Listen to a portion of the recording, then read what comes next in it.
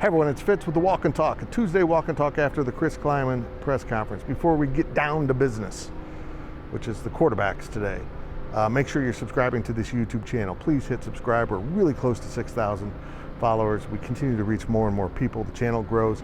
Help our algorithm out. Give us a little follow. And if you're not following us on the podcast front, make sure you do that too on Apple or Spotify or Amazon or Google, wherever you get your podcasts.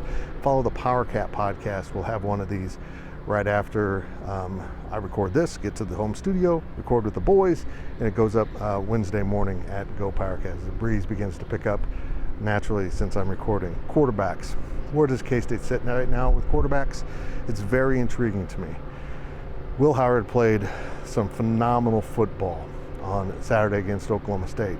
K-State wins 48-0, and it's hard to deny the fact that right now, Will might be playing better than Adrian Martinez, which is a statement I never thought we'd be saying at this point of the season. But here we are.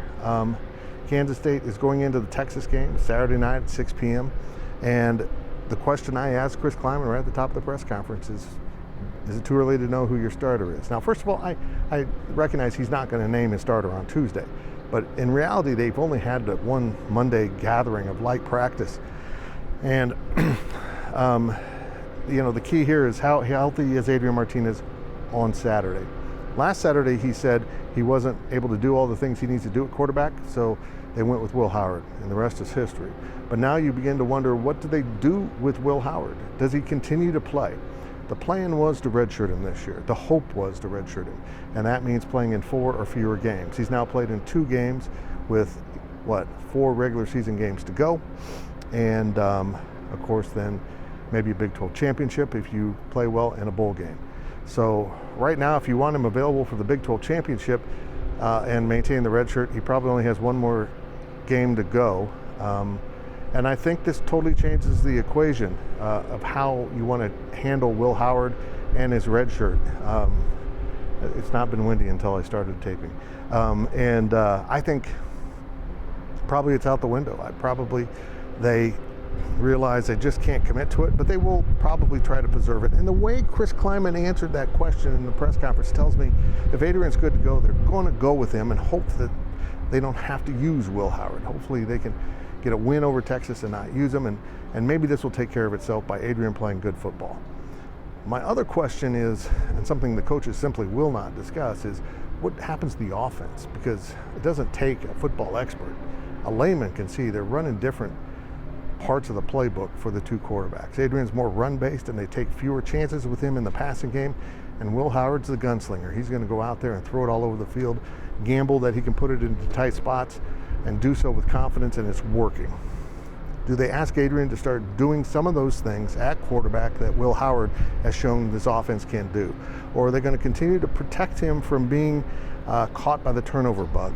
Is there a fear that once he turns the ball over, everything at Nebraska will come flooding back? I don't see that at this point, and I think they'll go with Adrian on Saturday. I'll be stunned if they don't start Adrian. And I remember last week I said I'm thinking Will start. Adrian's not healthy. He'll be available if needed, but Will start. I think Adrian starts this game because that quarterback run game is going to be so important.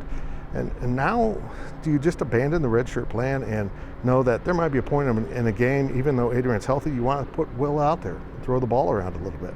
I'm not a big 2 quarterback platoon guy, but usually that's because you don't have one good enough to take care of the job and isn't emphatic enough to take care of the job and their performance. These 2 guys have both played at high levels this year, but Will achieve the highest level of all with what he did Saturday against Oklahoma State. It's going to be really interesting to see how Chris Kleiman manages this, and a point that Cole Carmody brought up on a podcast. Again, why you should be subscribing to the podcast as well as this YouTube channel.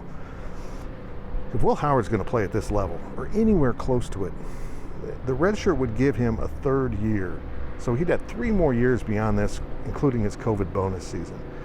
If he's playing at that level, do you really think he's going to be around 3 years? And is that a question you ever thought you would ask about Will Howard?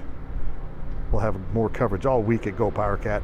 Get ready for the post-game walk and talk, and a daily delivery coming tomorrow on the Cats' position in the college football playoff rankings. What's it mean, and how does this impact K-State football going forward, including into the 12-team playoff era? It's all coming up at GoPowercat. Maybe you should think about subscribing to us too. Thanks for listening, folks.